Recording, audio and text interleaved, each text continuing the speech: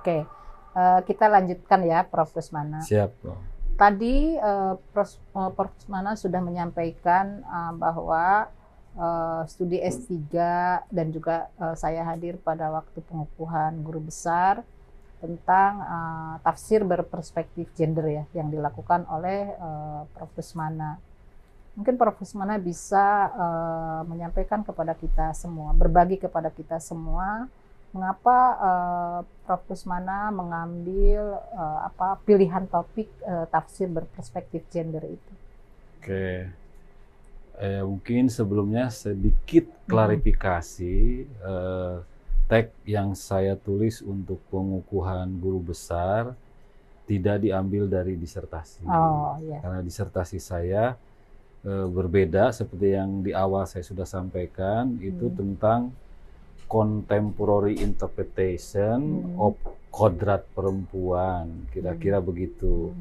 Yang datanya kita ambil di Kabupaten Tasik dan di Kota Tasikmalaya.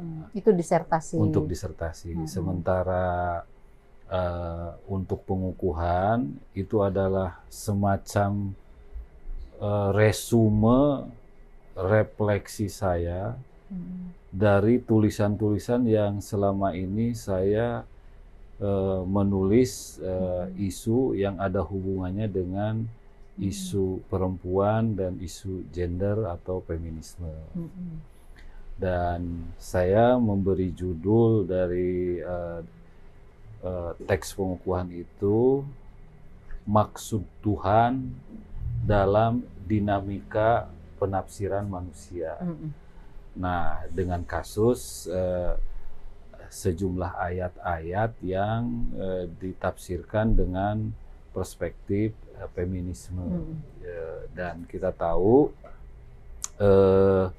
ternyata sudah berkembang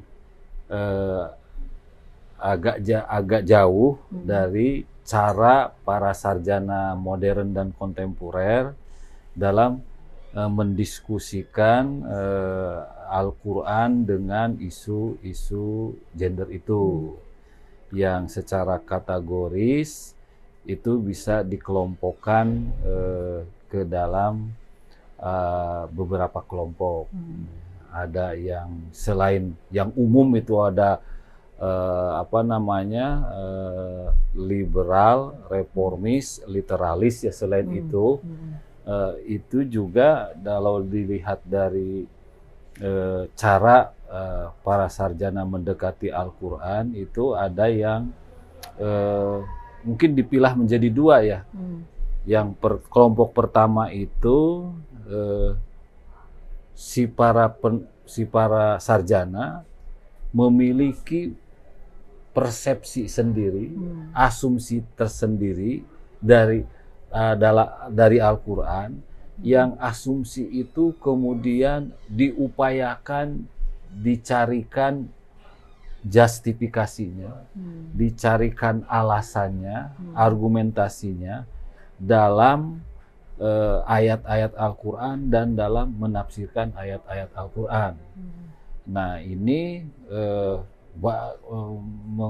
mengkonstitusi banyak kalangan yang memilih cara seperti ini. Biasanya mengkonstitusi maksudnya menentukan cara ini atau menerapkan cara ini. Nah, itu misalnya asumsi bahwa Islam itu menghargai kesejajaran, keadilan gender. Nah, nilai ini, pesan ini diupayakan, dijelaskan secara konsisten ketika mereka menjelaskan ayat-ayat Al-Quran, khususnya yang berhubungan dengan gender ini.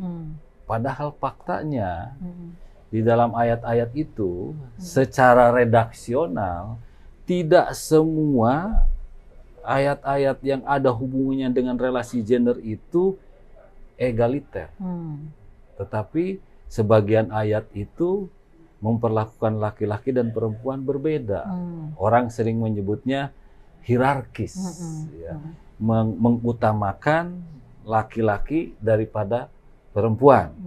Dan apa yang dilakukan oleh misalnya sosok Aminah Wadud, sosok Asmah Barlas, dan yang lain-lain yang satu paham, itu kemudian mereka mencari argumentasi historis, mencari argumentasi linguistik yang di otak-atik itu kaidah bahasa Arabnya, dan argumentasi filosofis untuk membangun bahwa sebenarnya pesan dari katakanlah An-Nisa 34 itu adalah kesamaan antara laki-laki dan perempuan. Si laki-laki bisa si perempuan bisa juga menjadi kepala keluarga seperti laki-laki menjadi kepala keluarga dengan sejumlah alasan. Misalnya ketidakmampuan sang suami untuk memimpin, atau ketidakadawaktuan sang suami untuk memimpin, bisa atau sakitnya sang suami jadi alasan untuk perempuan jadi pemimpin. Maka di Indonesia sendiri kan ada tumbuh tuh wacana istri menjadi kepala keluarga. Bahkan ada organisasinya. Ya, dia bahkan ada organisasinya. Nah, ini tuh begitu kuat tuh argumentasi ini. Nah, tapi sebagian sarjana yang lain tidak merasa tidak pas atau merasa tidak puas dengan argumentasi ini, karena katakan distorsinya atau kelemahannya atau ruang di mana bisa dikritiknya itu clear di situ. Dia atau para sarjana ini tidak sedang menafsirkan Al-Quran, tapi yang terjadi adalah sedang memaksakan asumsi dasar dia ke dalam proses penafsiran Al-Quran. Asumsi ideologis yang tadi. Bisa ideologis, itu bisa juga tauhidi, karena ada yang namanya itu tauhidi itu. Betul. Kayak Asma Barlas itu tauhidi gitu ya. Nah itu yang menarik, sosok Aminah Wadud sendiri itu kan sangat kenceng suara ini disuarakan pertama kali oleh beliau dalam Women and the Quran itu.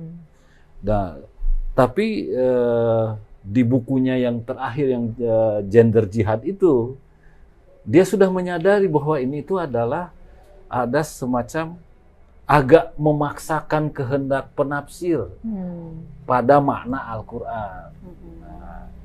Nah, sosok seperti Aisyah Ahidayatullah itu yang berasal dari tafsir Al-Quran tepian tadi itu, mencoba mengaplikasikan kejujuran dalam memaknai Al-Quran itu seperti apa dalam konteks tentang relasi gender ini.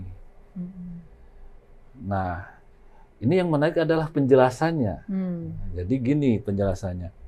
Menurut Aisyah, para ulama terdahulu yang menyatakan bahwa Al-Quran itu meninggikan laki-laki karena berdasarkan ayat-ayat hierarkis itu benar.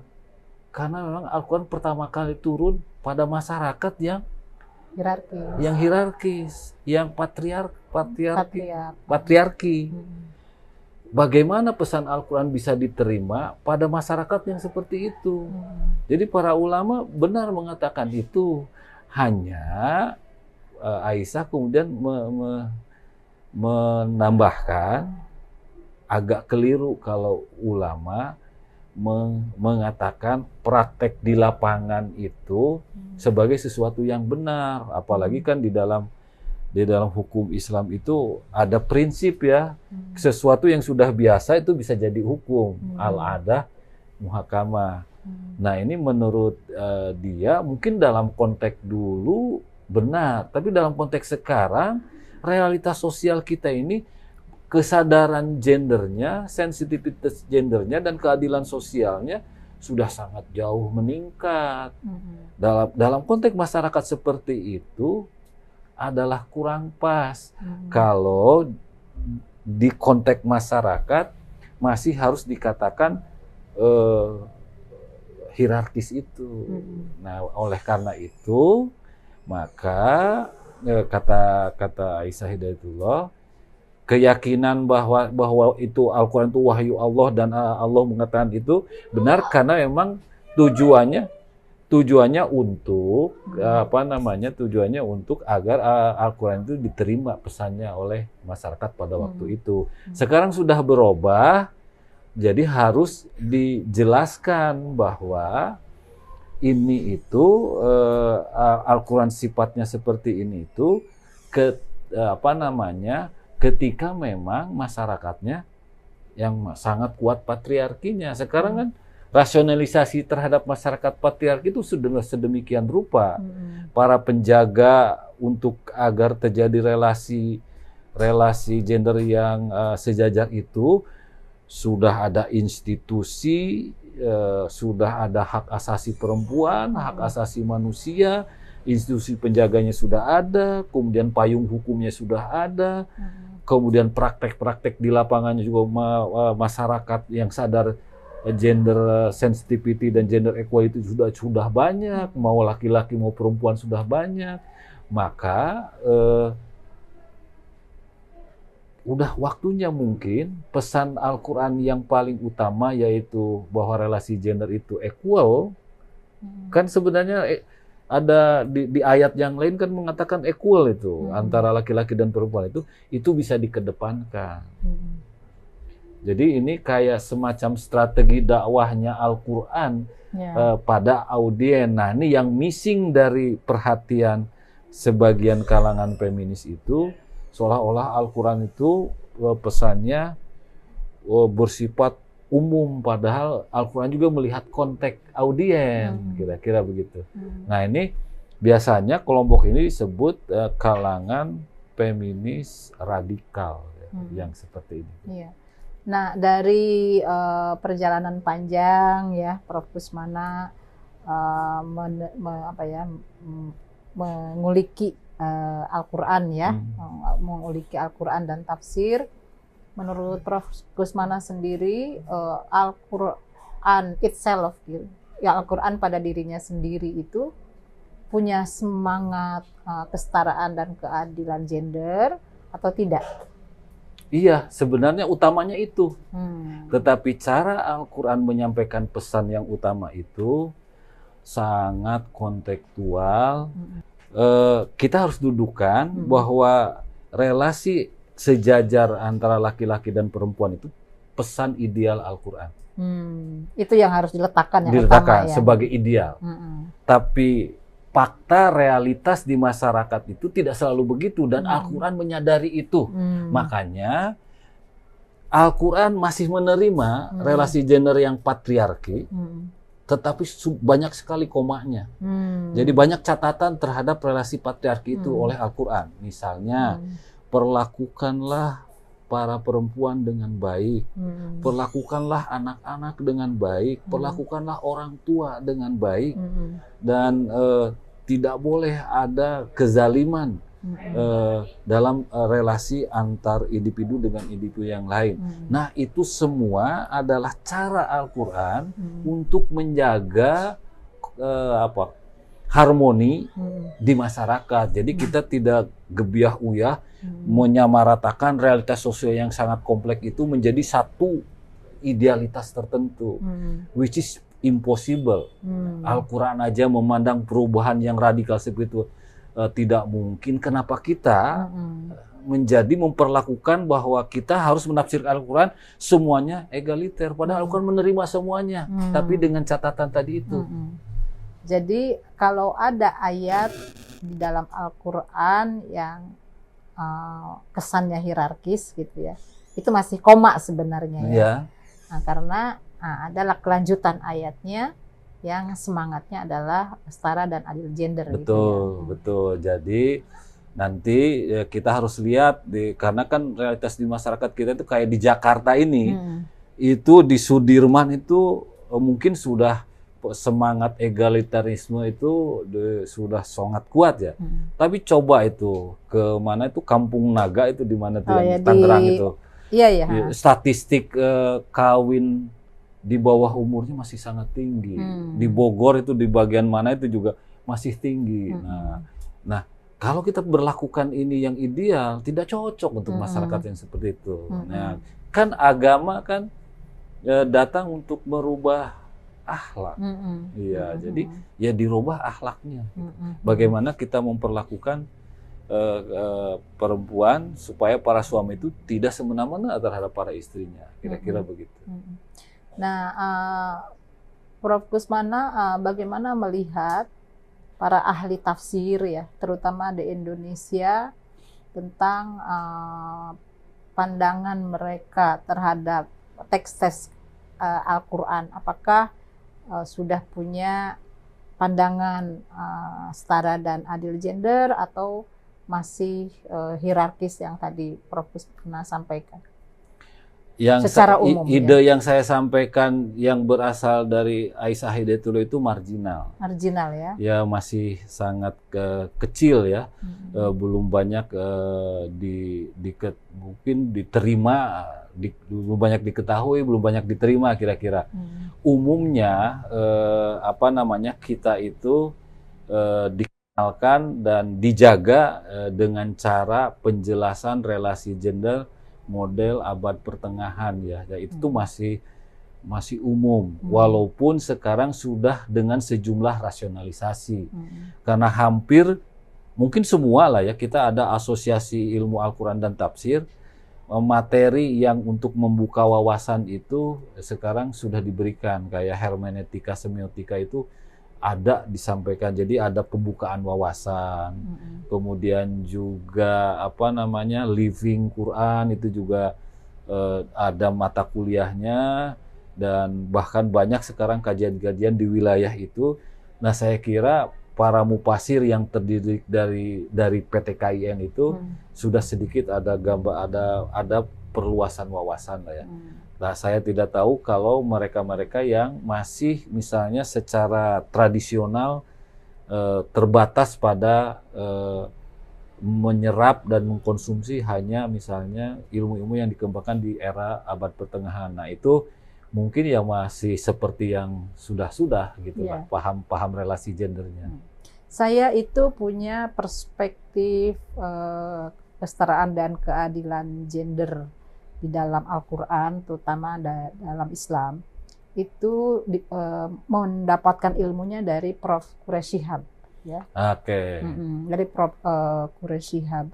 Dari situ kemudian saya punya keyakinan bahwa agama saya ini menempatkan diri saya sebagai perempuan itu memiliki nilai dan martabat yang sama dengan saudaranya yang pria, gitu ya, kayak begitu. Nah, bagaimana ya kita bisa sebutlah melahirkan atau mencipta generasi-generasi seperti perspektif tafsir yang diproduksi oleh atau dikeluarkan pikirannya oleh seperti Prof. Quraish Shihab itu. Itu memang yang menjadi harapan ya. Dan secara kurikulum juga sebenarnya kalau kita sederhanakan, sebenarnya cita-citanya itu melahirkan Quraish Shihab baru. Polanya itu udah ke sana. Nah, karakteristik Pak Quraish ini mungkin sedikit berbeda dari struktur bagaimana ingin dibentuk calon mufasir melalui prodi-prodi ilmu Al-Quran dan tafsir. Nah, karena Pak Quraish dibesarkan tidak seperti yang di kurikulum ini. Pak Quraish dibesarkan dalam studi beliau di Al-Azhar ya, sampai doktor ya. Nah, jadi kita harus mendudukan Pak Quraish di situ. Tapi untuk level seperti Pak Quraish dengan nuansa keilmuan klasik yang sangat kuat itu menjadi keunikan tersendiri. Saya kira sosok Pak Quraish itu karena berbeda dari kebanyakan ulama yang lulusan dari Timur Tengah. Ini Pak Quraish sedikit one step ahead, sangat luar biasa dari sisi membangun rasionalisasi, argumentasi, sama juga penuturan yang cocok dengan kebanyakan audiens Muslim di Indonesia ini. Hal itu sangat terlihat dari karya-karyanya yang dipublikasi ulang sampai berkali-kali, bahkan puluhan kali. Bahkan selalu menjadi bestseller. Itu artinya resepsi para pembaca terhadap cara Pak Kures menjelaskan agama, cara Pak Kures menafsirkan Al-Quran itu mendapat penerimaan yang luas. Dan itu kualitas tersendiri menurut saya. Nah, kalau para mufasir lama itu dikenal belajar tafsirnya dari dari Ulumul Quran, Timur Tengah ya, misalnya apakah dari Mesir seperti Pak Kures, mungkin juga dari Mekah ya, ada juga beberapa dosen kita dari Madinah misalnya. Kalau Prof. Kusmana kenapa memilih Barat dan apakah tepat ya memilih studi tafsir di Barat? Ini dikotomi Barat Timur ini lama sekali muncul dan juga sering memunculkan salah paham, tapi sebenarnya ada kebutuhan yang sangat mendasar dari perguruan tinggi agama Islam kita, karena kelihatannya ingin dikembangkan dari semata-mata sebagai akademia, seperti lembaga perguruan tinggi untuk melatih SDM untuk menjadi guru agama atau pegawai agama dulu waktu Adia itu, waktu akademi itu. Nah itu kan umumnya adalah misinya dakwah. Nah, karena Islam itu agama yang menghargai akal, agama yang menghargai ilmu pengetahuan ilmiah. Nah, itu tuh kemudian keinginan mengembangkan lembaga pendidikan agama ke arah ilmiah itu dari hari ke hari semakin tinggi. Nah, puncak pertamanya itu ada terjadi reformasi kurikulum yang dilakukan oleh Pak Harun Nasution untuk UIN Jakarta, dan mungkin di Jogjanya Pak Mukti Ali mungkin. Nah, digeserlah oleh Pak Harun itu untuk memahami Al-Quran dalam konteks sejarah.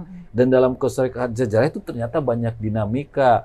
Dan ini menjadi memungkinkan bagi penerus dari Pak Harun itu untuk memperangkat diri para dosennya, dan saya ada di dalamnya, dengan metodologi bagaimana mengolah informasi sumber menjadi konstruksi-konstruksi ilmiah yang dapat dipertanggungjawabkan. Jadi sebenarnya saya melihat kenapa pilih Barat itu karena saya akan terbantu untuk menguasai perangkat metodologis dalam memahami objek kajian, termasuk objek kajian agama, kira-kira begitu. Jadi tidak ada aspek ideologi dikotomi gitu ya. Dan tidak ada aspek ideologis gitu. Ya nggak ada ya. Menurut Prof. Kusmana, studi tafsir itu masih penting nggak?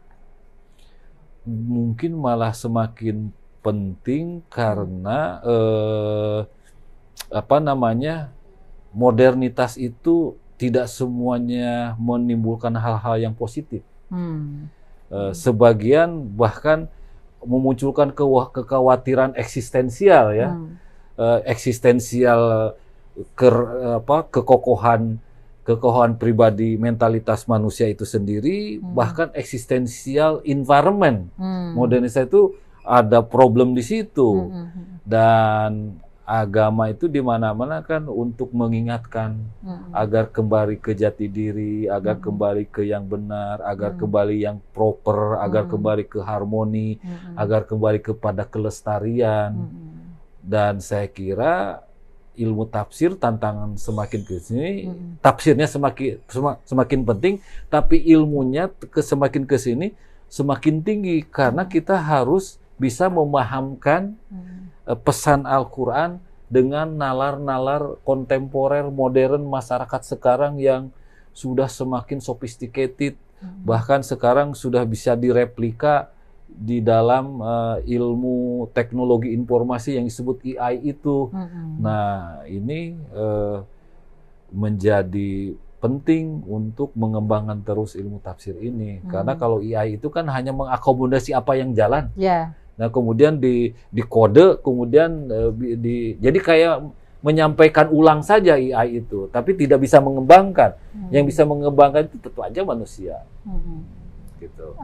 Jika ada publik ya, publik yang ingin studi tafsir di UIN Jakarta misalnya ya, gitu. Ini sebut saja misalnya ini anak-anak SMA kelas 3 punya minat terhadap tafsir, tapi kira-kira kemana ya gitu. Nah, UIN Jakarta terutama Fakultas Usuluddin menawarkan apa untuk studi tafsir? Ya, kita untuk tafsir itu ada 2 ya, S1 dan S2. Nah, untuk S1 itu alhamdulillah sudah akreditasi A yang sedang mau konversi menjadi unggul, tinggal menunggu hasil. S1 itu ya? Dan S1 ini sudah cukup lama dengan SDM atau dosen yang juga cukup komprehensif. Kita punya dosen-dosen yang dengan tradisi dari Timur Tengah dan juga dengan yang mengenal metodologi Barat, juga itu kayak seimbang saja, ada koeksisten secara baik gitu. Dan kita sudah kembangkan untuk S2-nya, sekarang mau akreditasi, saat ini B, dan mudah-mudahan setelah akreditasi menjadi unggul, karena kita yakin berbagai hal sudah terpenuhi, baik dari sisi kelengkapan SDM, praktek pengajaran yang baik, publikasi dosen-dosennya juga sudah tinggi, citasinya juga tinggi, kemudian kerjasama dengan berbagai perguruan tinggi ataupun insan akademik dalam studi tafsir di dalam dan luar negeri juga sudah ada. Saya sangat optimis akreditasi ini bisa ya sesuai dengan harapan, sehingga saya kira kalau ada yang penasaran untuk belajar tentang Al-Quran, tafsir, dan seputar itu, tidak salah tempatnya ada di Fakultas Usuluddin, baik untuk S1 ataupun S2. Baik, terima kasih Prof. Kusmana. Demikian ya, demikian dialog dan perbincangan kita dengan Profesor Dr. Kusmana, seorang guru besar ilmu tafsir di Fakultas Usuluddin UIN Syarif Hidayatullah Jakarta.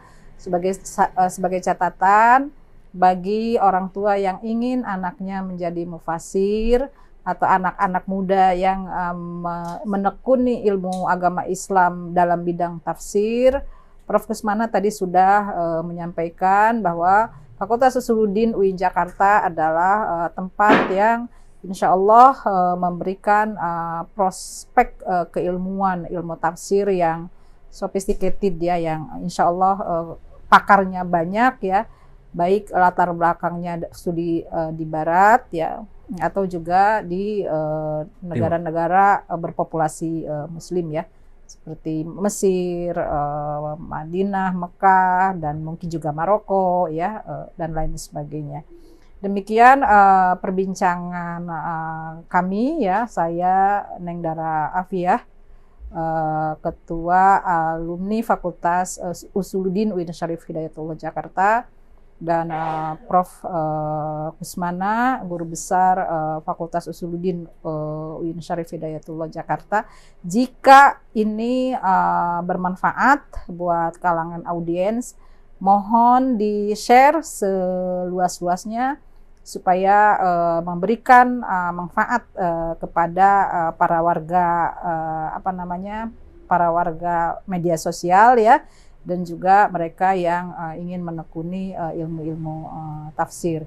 Demikian, terima kasih Prof. Kusmana untuk kehadiran dan sharing ilmunya. Akhirul kalam, wassalamualaikum warahmatullahi wabarakatuh. Waalaikumsalam warahmatullahi wabarakatuh.